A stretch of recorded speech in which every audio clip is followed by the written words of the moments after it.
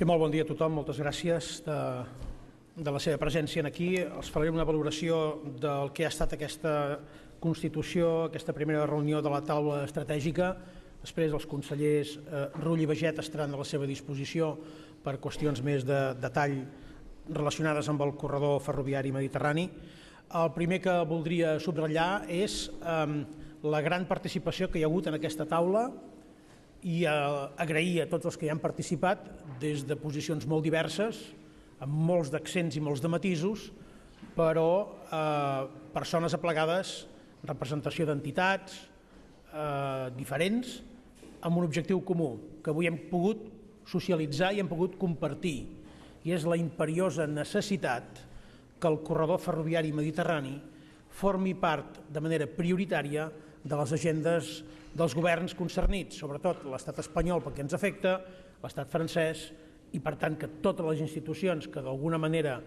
hi podem influir també fem el que hàgim de fer perquè aquesta prioritat sigui ja inajornable. Constatem que efectivament hi ha uns retards importants. El Tribunal de Comptes de la Unió Europea justament ahir feia públic el seu informe d'auditoria en relació a la política ferroviària i en particular en l'annex 6è, en el que té a veure amb el corredor ferroviari mediterrani, constatava algunes de les importants mancances que presenta aquest equipament. Només per donar algunes xifres que avui he posat sobre la taula també en la reunió, els primers anys de funcionament de la connexió internacional entre Perpinyà, Figueres, entre el tram aquest d'Espanya i França, el 2009 s'havia previst que hi havien de circular uns 8.665 trens. Bé, en els anys 11, 12 i 13 hi van circular, segons aquesta auditoria,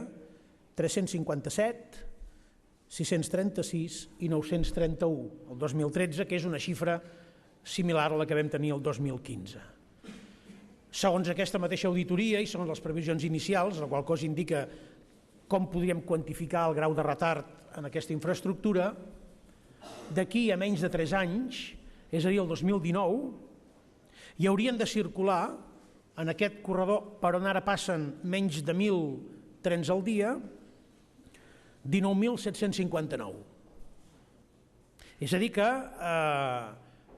quan parlem de retard, i la intervenció del president del Port de Barcelona ha estat molt clarivident en aquest sentit, quan parlem de retards, és clar que ens referim a retards en l'execució dels pressupostos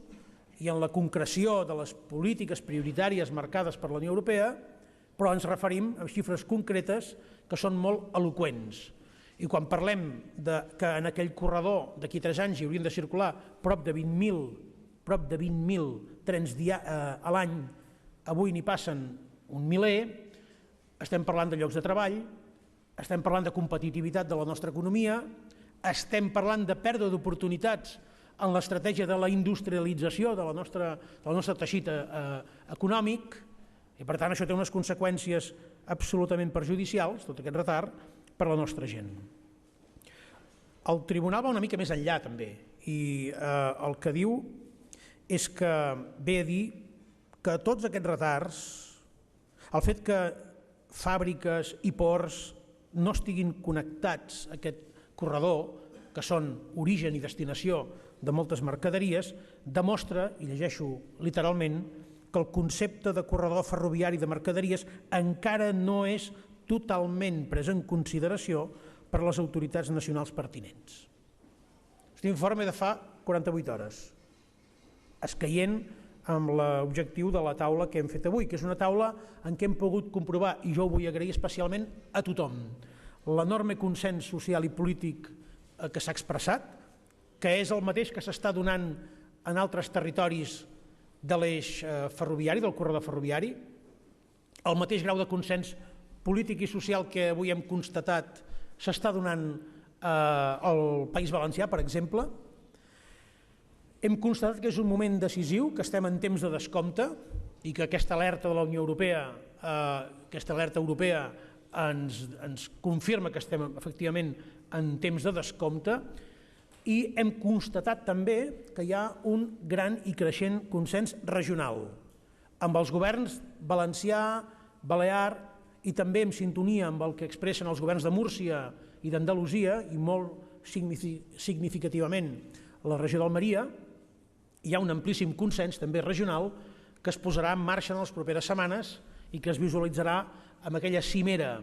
que vam convenir amb el president valencià, Ximo Puig, i a la que vam convidar també que hi participés la presidenta de les Balears, la Francina Armengol, amb una trobada de les dues taules estratègiques, la catalana que avui hem constituït i la valenciana que ja es va constituir fa unes setmanes, i que ens trobarem junts a la primera edició a València, que a més hi anirem amb Euromed per constatar en pràctica el que representa el retard en el corredor ferroviari, perquè heu de saber que hi ha uns 45 quilòmetres encara de via única, per poder visualitzar aquest consens interregional, perquè s'enviï un missatge clar i contundent als estats concernits, sobretot a l'estat espanyol i a la Unió Europea, que per nosaltres aquesta potser no sé si és la darrera oportunitat, però ho ha de semblar. I ho ha de semblar perquè volem que el govern espanyol escolti la veu d'Europa, la veu de la societat diversa i plural, amb empresaris, amb institucions, amb sindicats, amb universitats, amb representants polítics, que considerem de manera molt generalitzada que cal atenció, compromís i execució sense demora als projectes que formen part del tram del corredor ferroviari mediterrani. Això ha sigut una constatació molt transversal per part de tots els actors, amb els accents, els matisos de cadascun d'ells, però jo voldria saludar sobretot aquest enorme consens polític que tots els representants han expressat sobre la necessitat de reforçar i de prioritzar el corredor ferroviari mediterrani. En aquest sentit, només destacar que s'han sentit veus de preocupació també, perquè efectivament el retard té unes conseqüències, però que amb aquesta voluntat de coordinació entre territoris i entre actors diversos, jo estic convençut que en els deures del futur govern de l'estat espanyol, a les primeres línies, a la llibreta en blanc que haurà d'obrir, a la primera ratlla, de fet, i a les primeres ratlles hi hauria de constar, per voluntat, insisteixo, d'amplíssim consens de tot aquest territori, una obra que discorre en un espai on l'economia europea se la juga, per no parlar de l'economia dels nostres territoris, on l'intercanvi de mercaderies a nivell intercontinental ha de créixer i pot créixer molt, i on aquesta expectativa que diu la Unió Europea que té aquest corredor volem i necessitem que sigui una realitat.